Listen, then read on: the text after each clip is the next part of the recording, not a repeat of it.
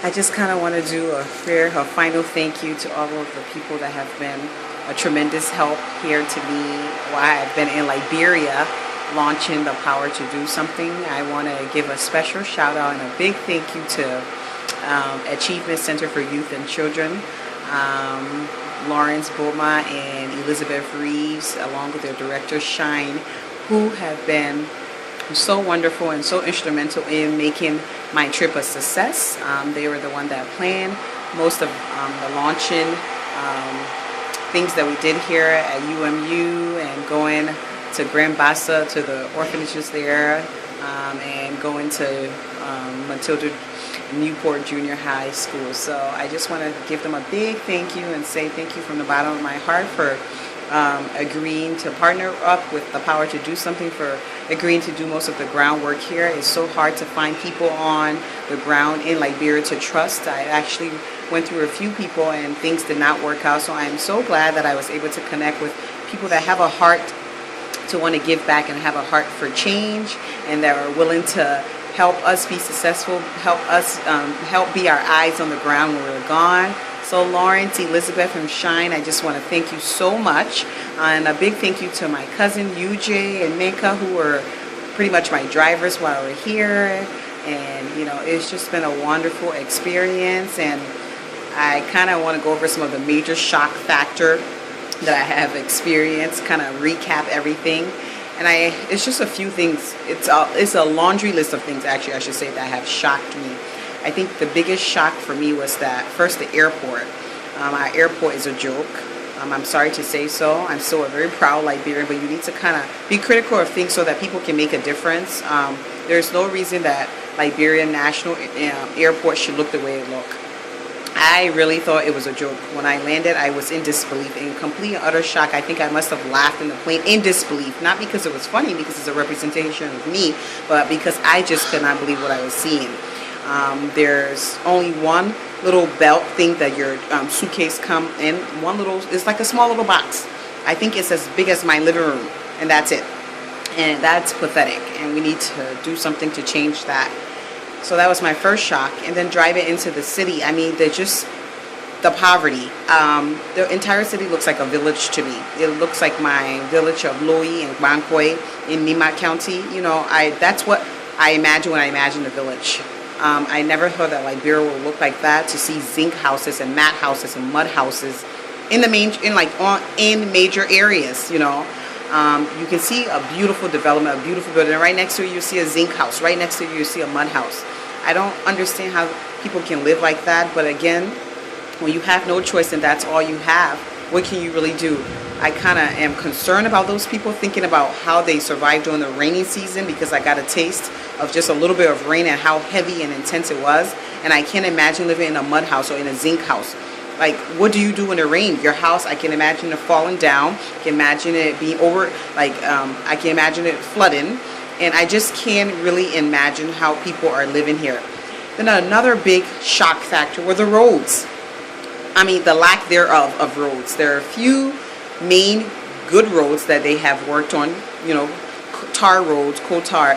But then everything else is like dust, rocks, ditches. Like, I don't even understand how these cars don't break down. The cars in Liberia are so strong. They go through the most, unimaginable. Keep popping back into my head. The roads are like hills and rocks and bumps. I mean, you're literally jumping up, and it is terrible.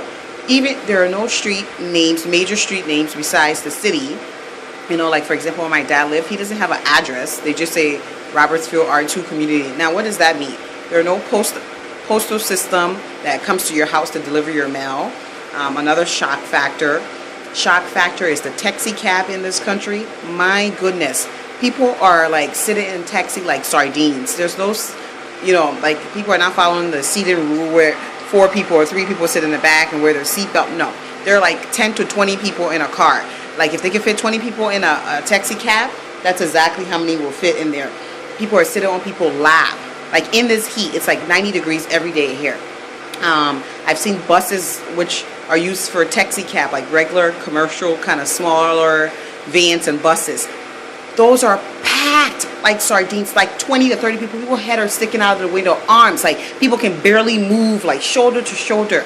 How can you, get into something like that in this heat and do that daily, every day? Because there's not enough transportation. People have to do what they have to do. That has been a major shock factor for me. Another shock factor is seeing like trucks of people maybe loading things from upcountry and stuff, like maybe it may be rice or whatever, and people are laying on top of it. Like, I mean, mind blowing. I'm like, that's not even safe. Someone can just easily fall off of that and die. Like, I don't even understand how people are able to do things like that. That has been a major shock factor for me. Another shock factor is that the taxi cab, actually they drive on the sidewalk when they cut traffic, because traffic is always so jammed. And who drives on the sidewalk? Like, I don't even understand. It's not safe. Another major shock factor for me, people pee and poop in the streets. Like, kids, adults, daylight, not hidden. People are walking by and seeing you do this. I've seen a handful of people or more do this. I mean, no regards to sanitary needs or safety or hygiene, nothing, because there are no toilets. There are no bathrooms outside. Another major shock factor for me has been the pimping drivers. That's probably been one of the biggest shock. Like, to see things that look like motorcycles, they're called motorbike pimping drivers, driving in. That's a major form of transportation. You see women in gowns from church, in lapa suits on it. You see kids on it with their parents, no helmet. You see people transporting luggages and things and loads on the bike. You see 2 to 3, 4 people with, plus the driver on it. Like, that has been a major shock and safety factor for me that I cannot even get over. I heard that these people get in terrible accidents, like death rates. There are barely any street lights, and these people are allowed to drive up until 10 o'clock when it's pitch black. Major shock factor for me. Another major shock factor has been the police officers and the level of the corruption in this country. Like, I cannot even get over. I want to say we've been stopped like 20 to 30 times in the last week that I've been here, and had to give every single one of them money. Except that one that I fought because I was just tired of it, and she was just so rude and ignorant and trying to get major shock factor for me. And how people set different prices for the same thing. Vendors, people selling markets everywhere, even on Sundays. I mean, red light district. Oh my goodness, scary. I thought I was gonna die when the taxi cab dropped us off there to get another taxi cab to come from church last Sunday. Major shock factor. Trash everywhere. Poverty to an extreme. I saw the president's house that she lived in right in the middle of the ghetto. Yeah, it's fenced, hers looks decent from far away, but right in the ghetto, like not even developed. Like, I can't even get over that. I saw the former president's house, like right in the middle of the ghetto. Like, I just, because our president doesn't live in she chose not to live in an executive mansion, so I don't know if it's a property or who property. I mean, just major shock factor for me. Another major shock factor, that there are only few street lights here. No street signs. I saw a few stop signs, which people don't obey. I saw maybe one speed limit sign. There's no speed limit sign. And then, checkpoints. I remember that during the wartime. I don't remember it pre-war. I don't understand the point of it. I think they were saying that the point of it is to check, especially at nighttime, because there was like armed robberies and all kinds of crazy people traveling at nighttime. But no, they have used it as a major form of corruption, of getting money for their pockets. So, major shock factor for me. Another major shock factor is just hard labor all day, seeing kids and people selling all day in the middle of traffic, walking in the middle of traffic, selling anything from gum, like a stick of gum, not a package, a stick of gum, cookies, water, meat, anything. And another major shock factor is seeing people carry things on their head, like large amount of things. Like, you can see someone with a big pan with like pots and other things, like girls and women and men. I thought people only did that in the village. Apparently they do that here in the city. Like, I mean, major shock factor for me. No electricity. If you don't have generator at nighttime, you're in the dark. No clean drinking water. People have to dig water from the well. I saw a kid pulling water from the well, and it's still not even clean water. I've been drinking mineral bottled water since I've been here. I've even been brushing my teeth with the mineral water, but I've been taking baths with their water here. So you can imagine, I can't wait to get home and get in my tub and scrub myself with clean water. Things that we take for granted in the United States. Things that they're a no-brainer. You just expect it. People don't have here. I mean, major shock factor for me. Like, kids here are so behind. You know, if you can't afford to go to daycare or preschool, you go straight to kindergarten. So you've missed out on so much. Major shock factor for me. I haven't seen one child with like a toy. Actually, I saw one girl with a Barbie or doll. But otherwise, I haven't seen kids with toys. Kids are outside running around, which is great. It's good to be outdoors, but nothing to play with. You know, not even soccer ball sometimes. They're making up things. Like, major shock factor for me, you know. It's just, I mean, everything has just, I mean, I have to go over the slings for the traffic violation. My cousin's going to give it to me, and I'm going to be able to go over it. What a joke. The things they pull you over for it, you know. And, I mean, there have been many more. I can't even think of it that have been major, major shock factor for me. You see old ladies cooking and selling, and people grandparents that should be resting their body. If they don't do it, their kids don't get food money. Sometimes their kids are dependent upon them. You know, I have been shocked beyond my wildest imagination.